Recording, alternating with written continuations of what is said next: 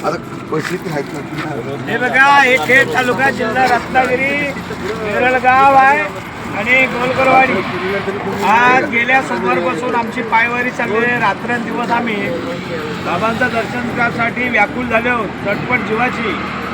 काय लोकांचे जीवाचे हाल झालेत, काय लोकांना त्रास झालाय. काय लोक म्हणतात की वाघरू इकडे असतो.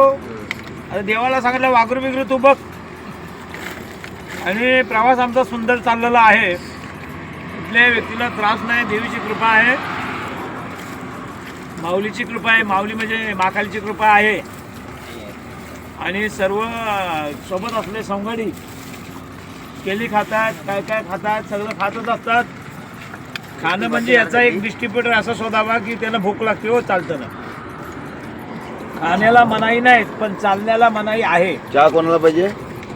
आम्हाला आजचा आमचा दिवस कितवा आहे? शनिवार. आज 6 दिवस आम्ही पायी पायी रात्रंदिवस चालतो.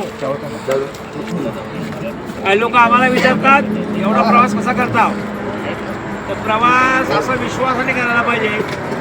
विश्वासाने भक्ती केल्यावरती चांगलं होतं, चांगली प्रगती मिळते. आपण पूर्वकालाची काही वाईट कामं केलेली असतात आणि ती वाईट कामं सफल होतात. त्याच्यामुळं एक पायवारी करून बघा ना, अनुभव येते तुम्हाला. आपण आडगावात राहतो, आपल्याला अनुभव नसतात. आणि पायवारी जाणाऱ्यांची आपण टिंगल करतोय, थटा करतोय, हे साफ चुकीचं आहे. साईनाथ महाराज की जय, साईनाथ महाराज की जय. अवधूत चिंतन श्री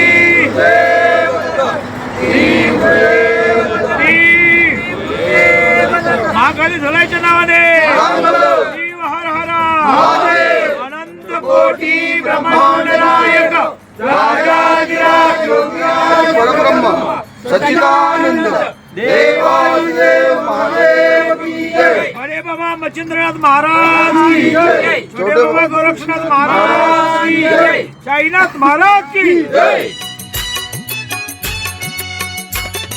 संकटात राही हा शिर्डीचा साई, उघडून मन पाही दिसे ठाई ठाई.